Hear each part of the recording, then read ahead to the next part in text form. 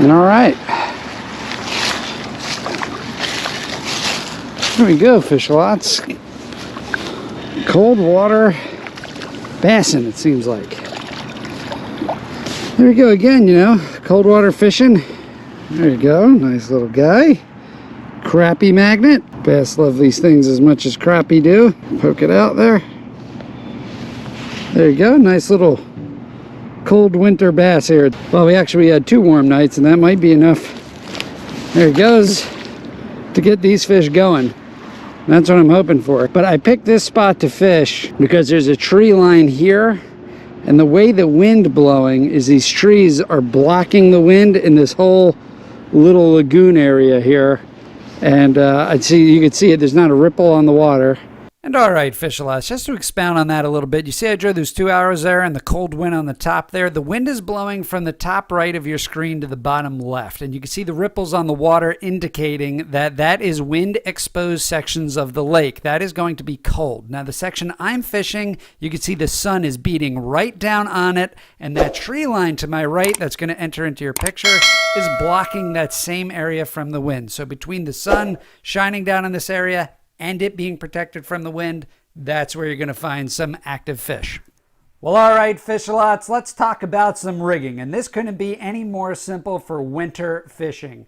And really what I got here is a Bobby Garland 164-ounce jig head on a crappie magnet. And that is it. Crappie magnets are absolutely awesome baits for anybody out there looking for bass, crappie, bluegill. These things just catch it all. And I love these things. And the best part about a crappie magnet is they're very buoyant. So this plastic that they use for this is not like a gulp minnow. This thing will really float. And so even on a 164-ounce jig head, you'll get a really nice slow descent on this, and it'll trigger a lot of bites. So I have that connected, of course, to 2-pound SOS trout line. I cannot recommend 2-pound test line enough for all you Fishalots out there whenever you're going ultralight fishing. The low diameter of this monofilament will trigger more bites than any other test line. There's a lot of stretch in this line, and you could really catch some big fish even though this is only 2-pound test. And of course, from the crappie magnet, I have connected to a peg float, and the peg float here is really my preference just because it's so easy to adjust your depth. You simply take the peg, you put it into the float, you tighten it down, and now very easily you could just move the float up and down your line. So this is just a great and easy way that you could rig up your ultralight fishing gear for bass, crappie, and bluegill in this winter season. All right, let's get back on the water. Oh, Fishalots, there's another one. Oh, a little crappie.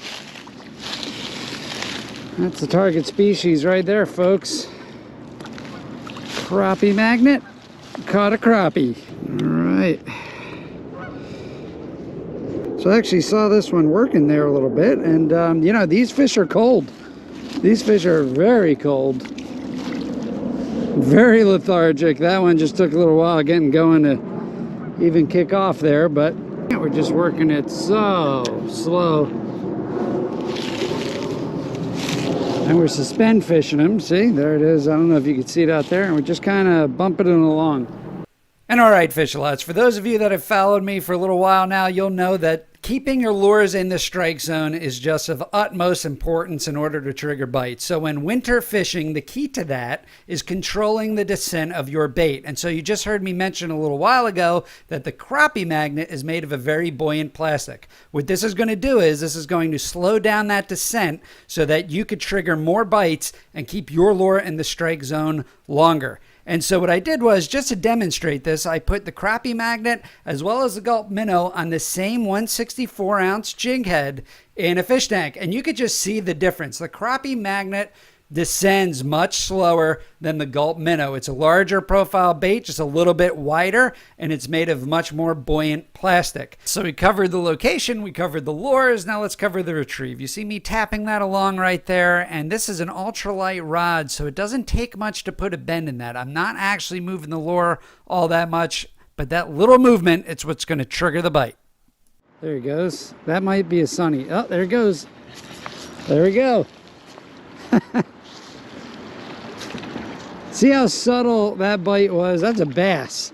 Look how subtle that bite was. when I caught that fish. I mean, my goodness, that was a slow bite.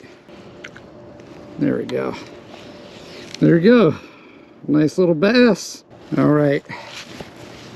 Off he goes. For you fish lots that watched my previous episode on crappie fishing, I mentioned the fact that these tactics absolutely work for saltwater fish. So not only do they work for saltwater fish, but a buddy of mine, Steve from Florida, in a much warmer climate, of course, sent me these pictures of these fish that he caught employing the same exact tactics. Keep in mind, even though you might be fishing in warmer weather, like in Florida, these fish are still going to go through winter. So Steve said that he had to use a stopper float, a light jig head, and a soft piece of plastic, and he was able to get himself some nice dinner. And thank you, Steve, for sending in the photo. Really appreciate it. Glad these tactics are working for you. If you'd like more tips and tricks on these winter tactics to catch yourselves crappie, bluefish, and even in Steve's case down in Florida, some nice sea trout and mangrove snapper, make sure to click on this card right here where I go into it in greater detail and actually show you how this applies for striper fishing as well. And right there you see a very nice slab crappie using the exact same tactics.